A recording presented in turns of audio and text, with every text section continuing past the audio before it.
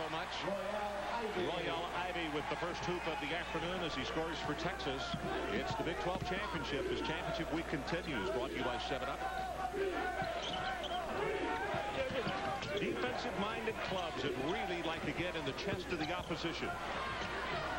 Well, Texas man-to-man defensively, they want to get to the jump shooters of this Sooner squad.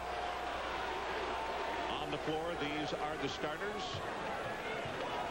Ivy and Kelly at the guards for Texas. Evans, Owens, and Thomas inside.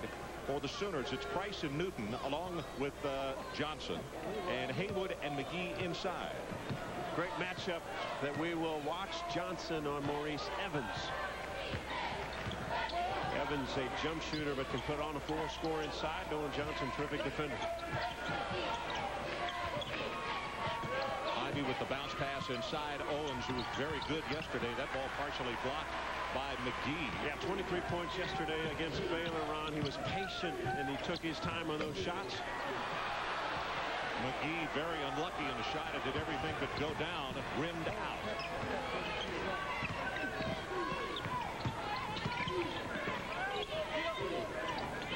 Well, and coaches understand being in this type of position.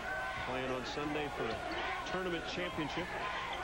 This is the first time Texas has been in the Big 12 tournament championship. Third time for Oklahoma. They're 0-2. Lost last year, excuse me, in the finals at Iowa State.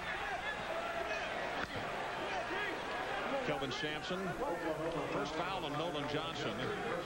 You see Kelvin's record against Texas, 11-3. Winning percentage of 69, almost 70%. And Rick Barnes, third season at Texas. He's 2-6 against the Sooners. Yeah, the 2 wins this year by the Sooners. Last one coming in Austin, 21-point blowout. Actually changed the course of how Texas played the rest of the way. They've won 8 straight. James Thomas picks up that foul. Here's how these two clubs got here. Baylor, the Cinderella club, knocking off the #1 seed Iowa State in the first round. But Texas got them yesterday. And #2 seed Kansas surprised by Oklahoma. So it's seeds 3 and 4, Oklahoma and Texas, going at each other for the Big 12 championship. Well, 2 schools that don't have a lot of love for each other anyway, huh? This is a Red River border war a little bit farther north than usual. McGee gets this one to go down. Aaron McGee, probably a better face-up player than he is with his back to the basket. Good move down low. McGee can play somewhat of a different type of game today than he did yesterday against a taller Kansas squad. Had to go out and shoot more jump shots. Gotta be careful, though. Owens a great shot blocker for Texas. Kelly bounces it on the sideline. Turnover against the Longhorns. Well, we talked about McGee likes to face up, but here back to the basket. The jump hook, again, not available yesterday against Gooden, Collison, or Chenoweth. He's got to go up strong because Chris Owens can elevate in a hurry. And Owens just doesn't tap it away when he blocks it. He plays volleyball. He will spike it out of bounds. He's 3 away from the school record held by Chris Mims. Again, I think he surprises most offensive player how quickly he gets off his feet. Nolan Johnson off the mark, rebounded by Owens. John, talk about the team meeting that Texas had after they got thumped soundly by this Oklahoma team down in Austin. Well, interesting. Next day, Rick Barnes doesn't quite show up to practice on time. Oh, good move by Price. Got to finish that one. And the players kind of had a huddle by themselves, and a couple things they talked about. First, they know they're good defensively, but they had to have more discipline on the offensive end. Understand roles, understand who should get shots, when, and where. And since then, 8 straight victories. The hottest team probably coming into this conference tournament. Survived against Oklahoma State. John, you remember that kind of thing when you were playing about a lot of times it was better when just the players worked it out? Well, again, so you want to have a conversation so that even the teammates understand. And you get a feel for what each other is thinking, how you should be playing. Most players think they should do and can do everything, but when your teammate says, no, your strength is this and that, then it means sometimes more. Chris Owens fouled, and I believe it is on Jamil Haywood. Now, one of the things I noticed yesterday watching Chris Owens in the low block was his patience.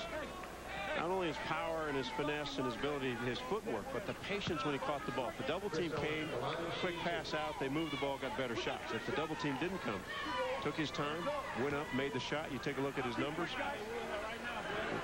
Led the Big 12 in block shots. Up in the top 5 in rebounding. Boddicker and Williams will check in. Ivy and Thomas will go to the bench for Texas. Boddicker, a freshman out of Duncanville, as is Owens. And Freddie Williams is actually termed their defensive specialist. Well, and has become an offensive plus for Rick Barnes. Yesterday set a Big 12 tournament record with 8 assists. Has 12 totally in this tournament, 2 games and only 2 turnovers. Owens gets them both. 4-2 Texas. Ron, I think Texas has a deeper bench, and we'll see Rick Barnes, I think, use more players. The championship game, some bodies are tired, so you'll see Texas try to up the tempo a little bit defensively. They will get after it. They do not allow very many easy looks. Sooners right now 1 of their first 6 from the field. And the conclusions of their 2 ball games here at the tournament, they have to be a little mentally and physically tired.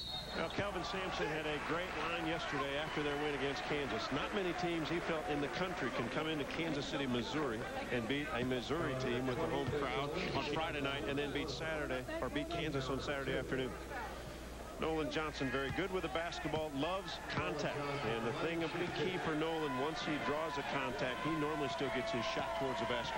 Okay, one thing I want to say on this youngster's behalf, somehow, some way, the writers did not put him on any one of the 3 all-conference teams, and you and I thought that he would be first team all-conference. Well, Oklahoma goes 12-4, and this is the guy that they look to down the stretch. They spread the floor for him. They can go 1-4 low, and he takes over. The win in Austin, he had 23 points, simply dominated the game late in that ball game.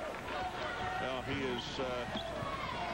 if you talk about a heart and soul of a ball club, I think it is Nolan, and he certainly deserves more credit than he received from the regular season. Game-winning basket Friday night against Missouri. Good move by Owens again. Owens makes it 6-3. Tempo for Oklahoma so far is really to walk the ball up the floor. Got to save their legs. I think if they can get some breaks and some early shots, they'll take those because they want to find some easy baskets against this tough Longhorn defense. On the floor, diving for it. Timeout was called and given to Texas. So good job of hustle by Evans. We'll take a break. 6-3 Longhorns.